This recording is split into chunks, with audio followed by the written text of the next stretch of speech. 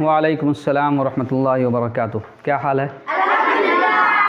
آج ہم لوگ پڑھیں گے کہ اللہ کا جو ذاتی نام اللہ ہے اس کا معنی اور مطلب کیا ہے، اور اللہ کے کچھ صفاتی نام پر بھی تذکرہ کریں گے، وہ ہم بعد میں بتائیں گے. دیکھو، اللہ کا ذاتی نام، لفظ اللہ اس معبود حقیقی کو کہتے ہیں جو واجب الوجود ہو، یعنی جس کا موجود ہونا یقینی اور ضروری ہو، جو اپنے تمام تر صفات میں کامل و مکمل ہو، اور جو تمام تر عیبوں اور کمیوں سے پاک ہو. یعنی یہ ساری چیزیں جس میں پائی جائیں گی وہی اللہ ہے، اور اللہ کے اندر یہ ساری چیزیں پائی جاتی ہیں. پہلا جملہ کیا تھا کہ معبود حقیقی ہو. ظاہر ہے کہ اللہ تعالیٰ سب سے زیادہ طاقتور ہے، تو عبادت کے لائق کون ہوگا؟ کون ہوگا؟ ثابت ہو گیا. اللہ واجب الوجود ہو، یعنی جس کا موجود ہونا یقینی اور ضروری ہو، یعنی یہ مانا جائے اور یقین کر لیا جائے کہ اللہ ہے تبھی یہ دنیا ہے. اگر اللہ نہ ہوتا نعوذ باللہ تو یہ دنیا نہیں ہوتی.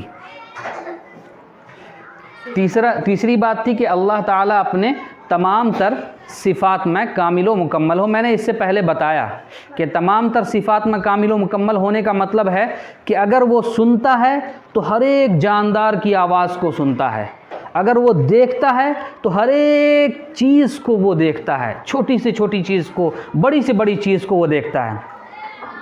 ٹھیک ہے؟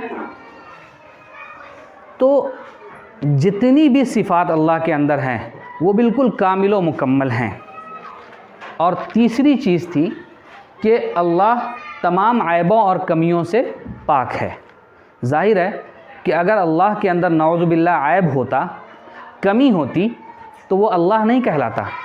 اللہ اسی لیے کہلا رہا ہے کیونکہ وہ اس کے اندر کوئی بھی عیب نہیں ہے، کوئی کمی نہیں ہے.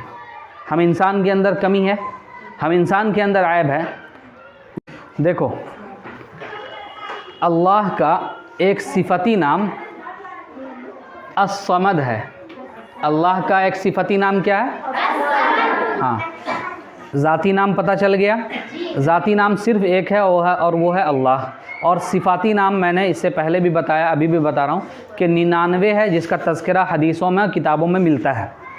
ان 99 ناموں میں یہ ایک نام الصمد ہے جو اللہ کا صفتی نام ہے. دیکھو، بہت ساری چیز ایسی ہے جس کو انسان عیب اور کمی نہیں سمجھتا ہے. ٹھیک ہے؟ اب جیسے انسان کے پاس ہاتھ ہے، کان ہے، زبان ہے، آنکھ ہے، پاؤں ہے، اس کو انسان عیب نہیں سمجھتا. حقیقت میں یہ عیب ہے. حقیقت میں یہ انسان کا کیا ہے؟ عیب ہے، کمی ہے. کیوں کمی ہے وہ میں بتاتا ہوں. انسان کو کھانے کے لیے ہاتھ کی ضرورت پڑتی ہے، دیکھنے کے لیے آنکھ کی ضرورت پڑتی ہے، بولنے کے لیے زبان کی ضرورت پڑتی ہے، سننے کے لیے کان کی ضرورت پڑتی ہے، اور چلنے کے لیے دونوں پاؤں کی ضرورت پڑتی ہے. ہوتا یہ ہے کہ انسان عیبدار کس کو کہتا ہے؟ کہ جس کو ایک ہاتھ نہ ہو بیچارے کو، یا ایک آنکھ کا اندھا ہو، یا دونوں آنکھ کا اندھا ہو، تو اس کو معذور اور عیبدار سمجھتا ہے. حالانکہ یہ بات نہیں ہے، بلکہ انسان کے پاس سب کچھ ہے اور سب کچھ کی ضرورت ہے. یہی تو محتاجگی ہے. کیا انسان بغیر آنکھ کے دیکھ سکتا ہے؟ نہیں. کیا انسان بغیر کان کے سن سکتا ہے؟ نہیں. کیا انسان بغیر ہاتھ کے کھانا کھا سکتا ہے؟ نہیں. کیا انسان بغیر پاؤں کے چل سکتا ہے؟ نہیں. اس کا مطلب یہ ہوا کہ اس کو دیکھنے کے لیے آنکھ کی ضرورت، بولنے کے لیے زبان کی ضرورت، چلنے کے لیے پاؤں کی ضرورت، کھانے کے لیے ہاتھ کی ضرورت، سننے کے لیے کان کی ضرورت. تو وہ محتاج ہی محتاج ہے. کیا ہے وہ؟ محتاج ہی محتاج ہے. کن سب چیزوں کا؟ ان سب جسم کے اندر جو اعضاء ہیں ان سب چیزوں کا وہ کیا ہے؟ محتاج ہے. مگر اللہ کی ذات ایک ایسی ذات ہے جو محتاج نہیں ہے. اللہ کی ذات ایک ایسی ذات ہے جو محتاج نہیں ہے، اسے کسی چیز کی ضرورت نہیں ہے۔ سننے کے لیے کان کی ضرورت نہیں، بولنے کے لیے زبان کی ضرورت نہیں، دیکھنے کے لیے آنکھ کی ضرورت نہیں، چلنے کے لیے پاؤں کی ضرورت نہیں، کچھ پکڑنے کے لیے ہاتھ کی ضرورت نہیں۔ تو معلوم یہ ہوا کہ اللہ تبارک و تعالی بے نیاز ہے، محتاج نہیں ہے، اسے کسی چیز کی ضرورت نہیں ہے، بلکہ سب کو کس کی ضرورت ہے؟ اللہ کی ضرورت ہے۔ سب کو کس کی ضرورت ہے؟ اللہ کی ضرورت ہے۔ دیکھو ایک اور مثال دیتے ہیں۔ میاں بیوی کا جو رشتہ ہوتا ہے، پھر اولاد کا ہونا، یہ تمام کے تمام چیز کمی میں شمار ہوتے ہیں۔ کیوں کمی میں شمار ہوتے ہیں؟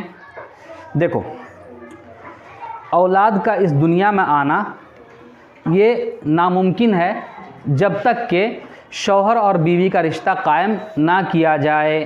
اس کا مطلب یہ ہوا کہ اولاد اس دنیا میں آنے کے لیے محتاج ہے کس کی؟ اپنے ماں باپ کی، اپنے ماں باپ کی، ہے نا؟ اچھا، شوہر خود بچے پیدا نہیں کر سکتا یا بیوی خود بچے پیدا نہیں کر سکتی، وہ بھی محتاج ہے ایک دوسرے کے ساتھ کا۔ اگر ایک دوسرے کا ساتھ نہ ملے تو بچے پیدا نہ ہوں۔ محتاجگی ہوئی کہ نہیں ہوئی؟ کہیں سنا ہے کہ کسی مرد کو بیٹا پیدا ہوا، یا کہیں سنا ہے کہ کسی عورت کو بغیر مرد کے چھوئے پیدا ہو گیا بیٹا یا بیٹی؟ نہیں نہ سنا ہے۔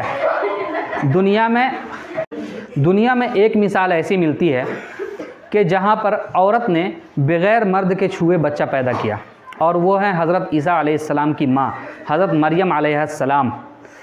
حضرت مریم علیہ السلام کے حضرت عیسیٰ علیہ السلام کے باپ نہیں ہیں، تو حضرت مریم علیہ السلام کو بیٹا کیسے پیدا ہوا حضرت عیسیٰ؟ یہ اللہ کے حکم سے ہوا، اللہ کے حکم سے ہوا۔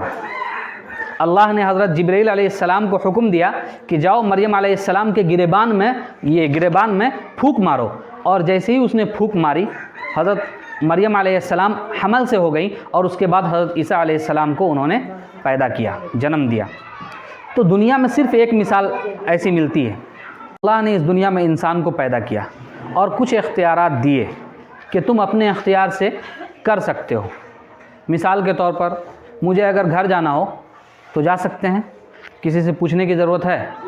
تم کو گھر جانا ہے، چھٹی اگر ہو جائے گی جا سکتے ہو، کسی سے پھر پوچھنے کی ضرورت نہیں ہے۔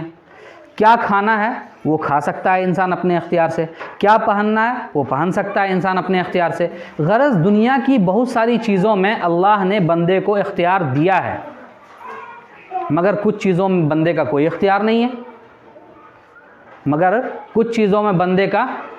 نہیں ہے۔ جیسے کیا بندہ بارش برسا سکتا ہے؟ کیا بندہ دھوپ اگا سکتا ہے؟ کیا بندہ چاند نکال سکتا ہے؟ کیا بندہ رات اور دن کو پیدا کر سکتا ہے؟ ظاہر ہے کہ یہ سب کچھ کرنے والی ذات کیا ہے؟ اللہ ہے۔ کون ہے؟ اللہ ہے۔ اور اللہ نے قرآن کریم کے اندر جو پہلی سورہ ہے اس میں تذکرہ کر دیا مالکی یوم الدین، کہ اللہ وہ ذات ہے جو روز جزا کا مالک ہے۔ روز جزا یعنی بدلے کا دن، یعنی قیامت کا دن، جس دن ہر انسان کو اس کے کیے کا بدلہ ملے گا۔ اگر اس نے کچھ اچھا کیا ہوگا تو اچھے کام کا بدلہ ملے گا، اگر اس نے کچھ برا کیا ہوگا تو اس کو بدلے میں سزا ملے گی۔ تو اس آیت کو اللہ نے قرآن کریم کے اندر اتار کر یہ بتا دیا کہ بابو دنیا میں تو تمہارے پاس بہت سارے اختیارات ہیں، تم اپنی مرضی سے بہت ساری چیزوں کو کر سکتے ہو، مگر مرنے کے بعد والی جو زندگی ہے یعنی آخرت، اس میں تم میری مرضی کے بغیر کچھ بھی نہیں کر سکتے، اس میں تمہاری مرضی چلے گی ہی نہیں۔ اور اگر اللہ دنیا میں ہی چاہ لے کہ میری مرضی کے بغیر ایک پتا نہ ہلے، بتاؤ کس کی طاقت ہے کہ وہ پتے کو ہلا دے اللہ کی مرضی کے بغیر؟ ہے کسی کی طاقت؟ کوئی نہیں۔